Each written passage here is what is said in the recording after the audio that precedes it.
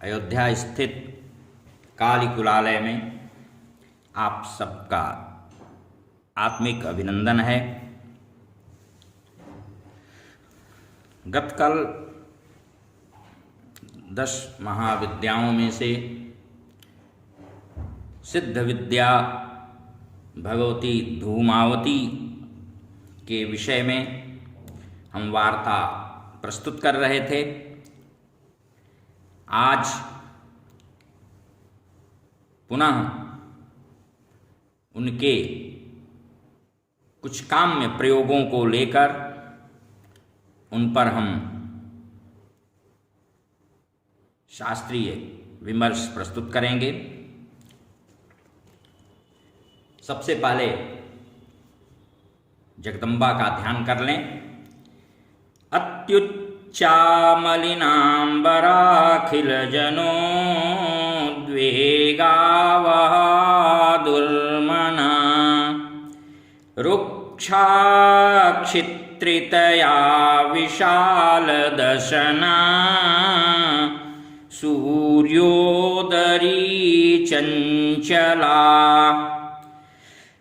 प्रस्वेदाम्बुचिताक्षुधाकुलतनु कृष्णातिरुक्षा प्रभा ध्येयामुक्तकचा सदप्रियकलिर्धूमावती मंत्रिणा।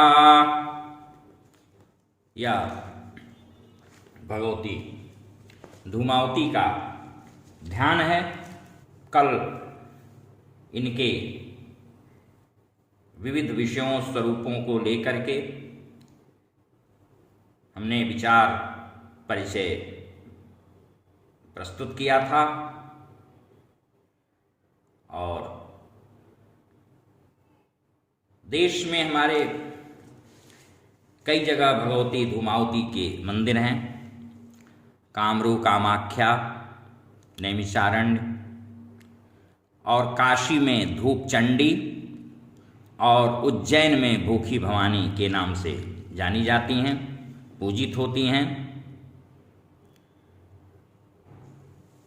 पीताम्बरा पीठ दतिया पर भी भगवती धूमावती का मंदिर भगवती बगलामुखी के प्रांगण में स्थापित है।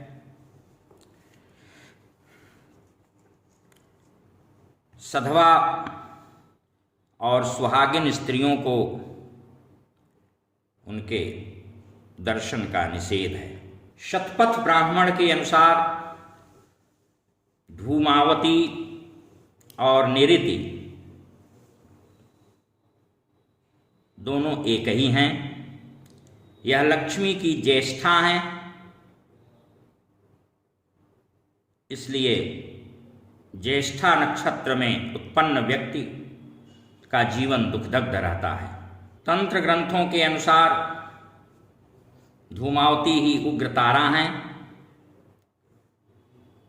दुर्गा सप्तशती में बाभ्रवी और तामसी नाम से इनकी चर्चा हुई है। प्रमन प्रसन्न होने पर रोगों और शोकों को विनष्ट कर देती हैं तथा कुपित होने पर समस्त सुखों और कामनाओं को भी नष्ट कर देती हैं।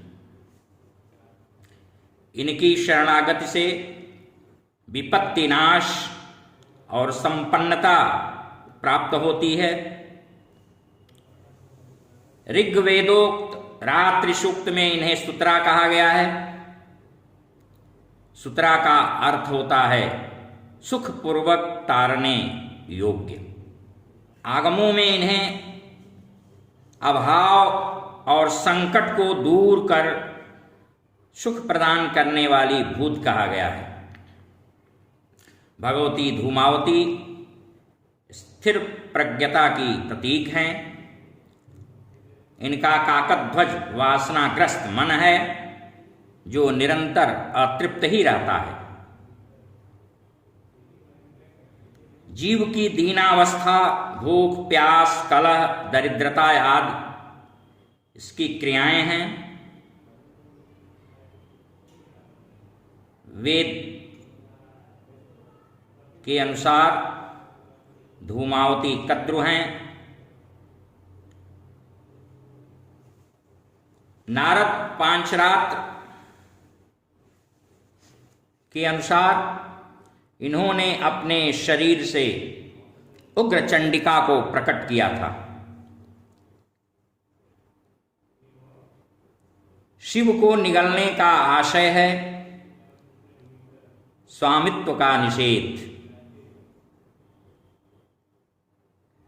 असुरों के मांस से इनकी अंगभूत शिवाएं तृप्त हुईं।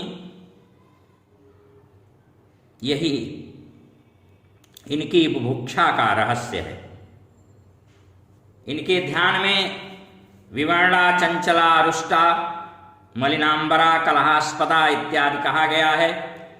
खुले केशों वाली हैं, काकध्वज वाले रथ पर आरूढ़ हैं, शूप हाथ में धारण किए हुए हैं, क्षुधार्ता हैं, व्याकुला हैं और निर्मम आंखों वाली हैं। स्वतंत्र तंत्र के अनुसार, जैसा कि मैं पहले बता चुका हूं, दक्ष यज्ञ में योगाग्नि के द्वारा स्वयं को सती ने भस्म कर दिया। उस समय जो धूम्र ज्वाला उत्पन्न हुई, उसी से धूमावती के विग्रह का प्राकट्य हुआ। इनका जप करते समय एक हाथ में धतूरे का एक फल लिए रहना चाहिए। फेत्कारणी तंत्र में इनकी विस्तृत चर्चा हुई है। पुरस्चरण काल में घृत मिश्रित काली तिल, चावल, जौ का हवन किया जाना चाहिए। खीर का भी हवन होता है।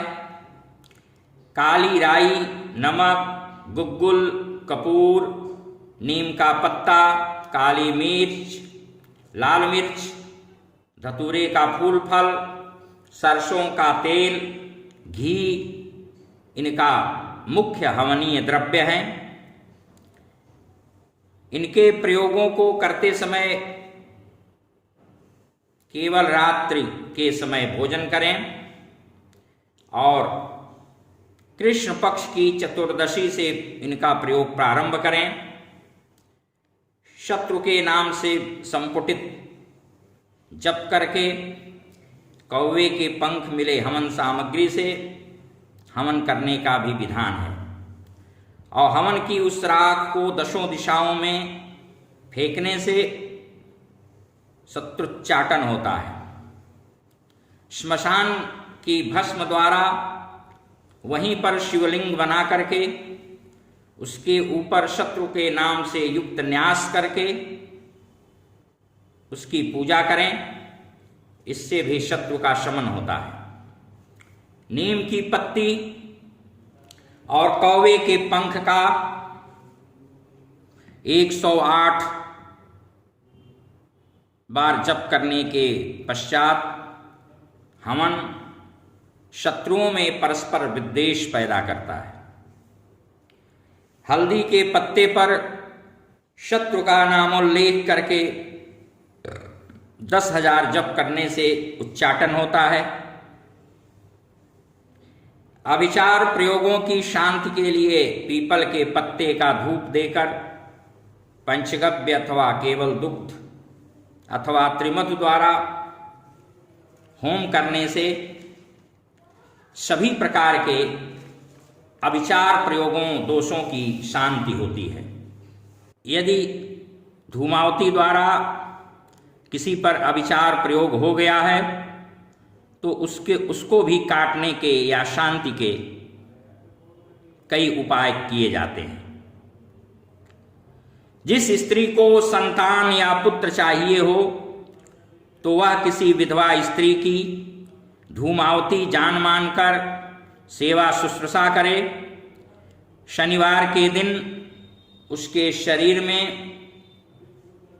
उसके केशों में शुद्ध सरसों के तेल का मर्दन मालिश करे और उसे तरह तरह की भजिया भूजा या अन्य पकवान खिलाए, नाश्ता भोजन कराए, विधवाओं का सम्मान करे, उनसे कटु तिक्त बात व्यवहार न करे, तो धूमावती की कृपा से उसे संतान पुत्र की प्राप्ति होती है। प्रबल शत्रुनाशिनी तो हैं ही, इसके साथ ही काली बगला या धूमावती की उपासना से विपत्ति का नाश, रोग निवारण, युद्ध जय, उच्चाटन, स्तंभन मारण आदि होता है। ग्रहों विशेषकर शनि राहु केतु की पीड़ा भी शांत होती है। नारद पांचरात्र में लिखा है, क्षुधार्त गिरिजा ने शिव से भोजन की याचना की तो शिव ने कहा, क्षणम प्रतीक्ष भद्रम ते दास्यामि भोजनम ततः।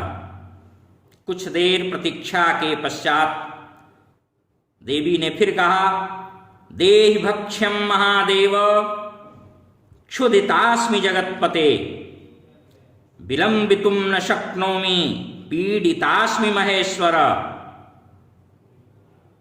पुनः कुछ समय तक प्रतीक्षोत्सुक रहकर देवी ने पुनः कहा, देहि भक्ष्यम जगन्नाथ न शक्नोमि विलंबितुम। मुझे जल्दी भोजन दें, विलंब न करें। लेकिन अभी भोजन नहीं प्राप्त हुआ तो भगवती ने इत्युक्त्वा पतिमादाय मुखे चिक्षेप सा तदा क्षणेन तस्या देहात्तु धूम संघो व्यजायत।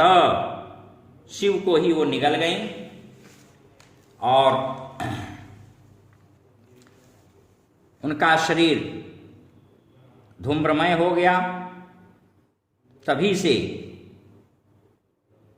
धूम व्याप्त शरीरात्तु ततो धूमावती स्मृता, धूमावती के नाम से विख्यात हुई, धूम्रा भी कही जाती हैं।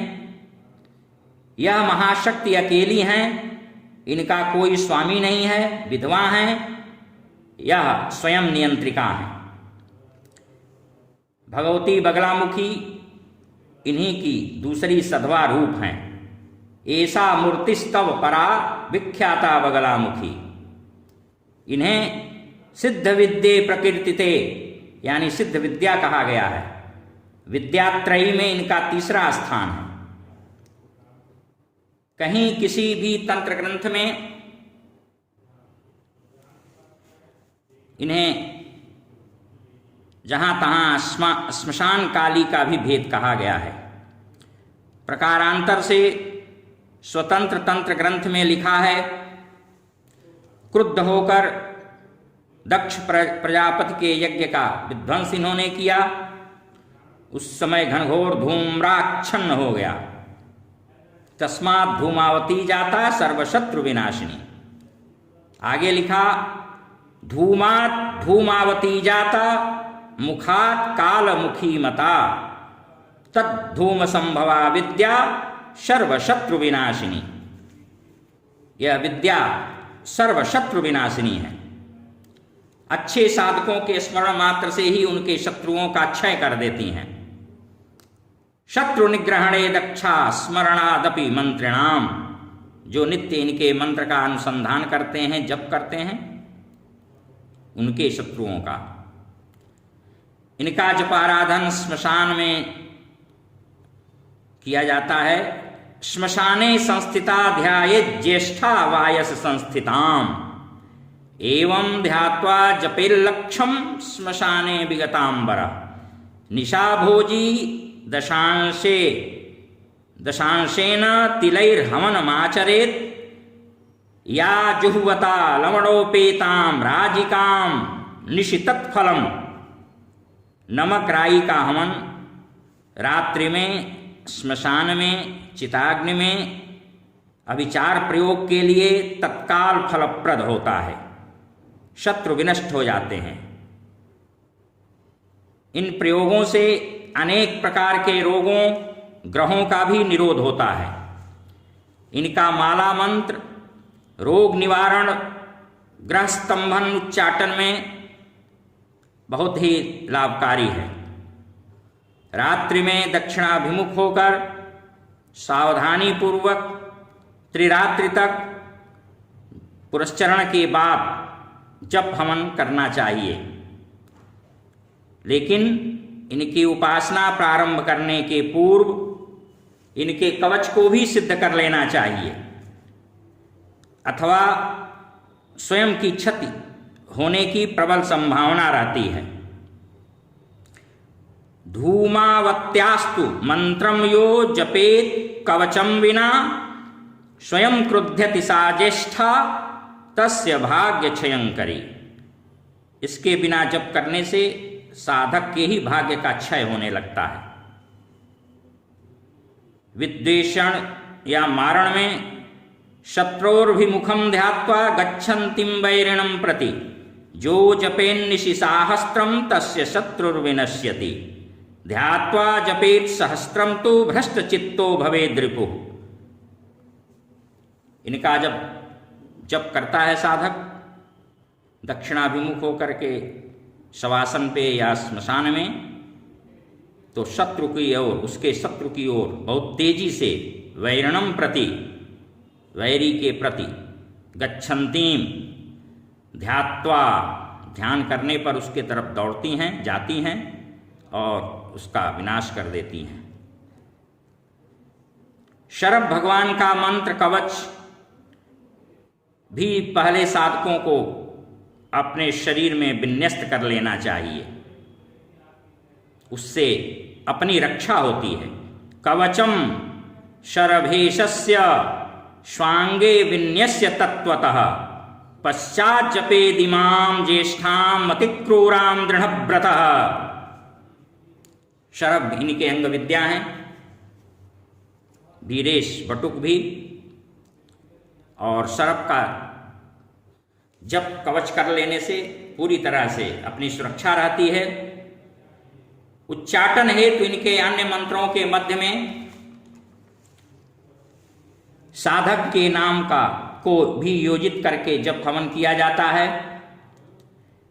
ऐसे ही विद्वेषण में भी शाक्त प्रमोद में कहा गया है कि इनके कवच स्तोत्र के पाठ और मंत्र जाप से दूसरों के द्वारा किए गए अविचार प्रयोगों का प्रभाव नहीं पड़ता है। लिखा है, दुष्टा विचारो देवेशि तद्गात्रम नैव संस्पृशेत। इनके हृदय का भी पाठ करना चाहिए। धूमावती के शतनाम स्तोत्र में स्पष्ट उल्लेख है कि ओम धूमावती धूम्रवर्णा धूम्रपान परायणा। इसी से इनके कतिपय श्मशान अघोर मार्गी साधक गांजा और बीड़ी सिगरेट भी पीते रहते हैं, लेकिन स्वास्थ्य की दृष्टि से यह उचित नहीं है। बिना इसके भी साधना हो सकती है। इसको पीने खाने की कहीं शास्त्र में अनिवार्यता का उल्लेख नहीं किया गया है। मादक द्रव्यों पदार्थों के सेवन की कहीं कोई आवश्यकता नहीं। वाम मार्ग, अघोर मार्ग से इनकी उपासना प्रशस्त होती है। भगवती के रोगनाशक अत्यंत प्रभावशाली अन्य मंत्र प्रयोग भी उपलब्ध होते हैं शास्त्रों में, और इनके सारे के सारे प्रयोग अत्यंत चमत्कारिक, प्रभूत प्रभावशाली हैं। लेकिन बिना दीक्षा और गुरु के निर्देश के कदापि न करें। अविचार प्रयोगों, कर्मों, क्रियाओं का हवन हमेशा चिताग्नि में करना चाहिए। चिता की अग्नि में आवाहन विसर्जन नहीं किया जाता, वह सिद्धाग्नि है। मंत्र महाणो और मंत्र महोदधि, महाथर्वण संहिता, मेरु तंत्र, तंत्रसार, पुरश्चर्याणो, शाक्त प्रमोदादि में इनका यंत्र पूजनादि विस्तार से वर्णित है। इनकी यक्षिणी का नाम भीषणी या भीषणा है। जो जिस महाविद्या का साधक होता है उससे संबंधित उसकी यक्षिणी की उपासना उस साधक को शीघ्र सिद्धिदायिनी होती है। हरि ओम तत्सत। हरि ओम।